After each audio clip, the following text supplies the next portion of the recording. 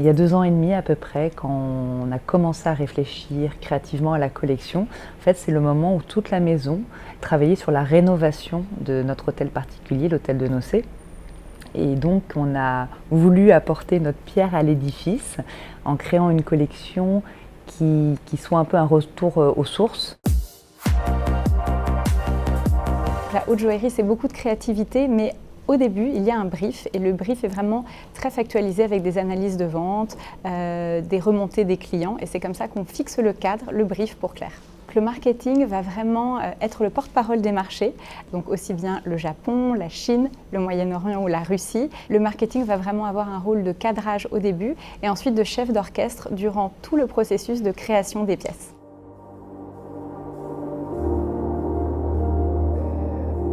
Alors avec Combline, ça se passe excessivement bien. L'histoire est de discuter, échanger, comprendre les problématiques de l'autre et trouver un équilibre en fait entre les besoins marketing, les besoins de la création et pour voilà, quelque part réaliser une collection qui va satisfaire tout le monde. C'est un duo qui fonctionne très bien et en aucun cas le cadrage doit empêcher cette expression de l'innovation et de la créativité de Claire pendant la collection.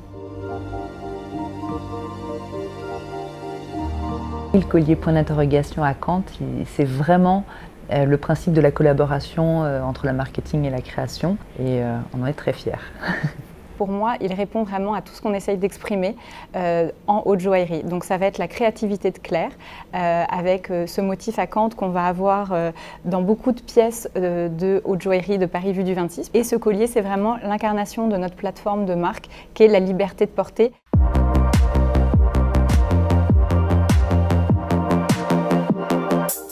Cette collection s'appelle Paris Vue du 26.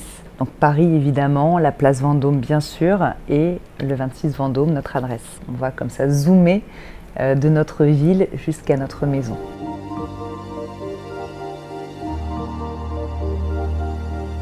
On a voulu choisir des morceaux de Paris qui présentaient un intérêt esthétique et transformer ce morceau de Paris en collier, en bague, des parures parisiennes en évitant les clichés. On s'est vraiment amusé avec la liberté de porter dans cette collection et techniquement c'est dingue.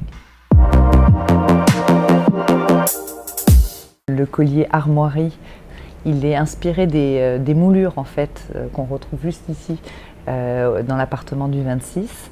On aura aussi le duo de taille émeraude. En fait, c'est un duo de bagues. Là, on a travaillé 2 bagues, exactement les mêmes bagues, et la femme pourra en porter une sur chaque main.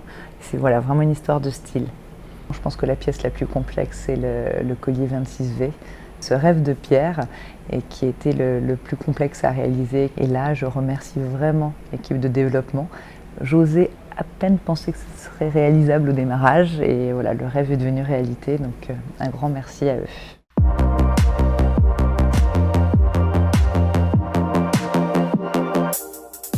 L'événement de juillet a été orchestré donc par une autre partie de mes équipes qui est le marketing opérationnel. On va dévoiler cette collection à tous nos marchés. On travaille également énormément avec la presse pour avoir le rayonnement de notre collection et faire découvrir au plus grand nombre la magie de cet appartement dans lequel nous sommes aujourd'hui.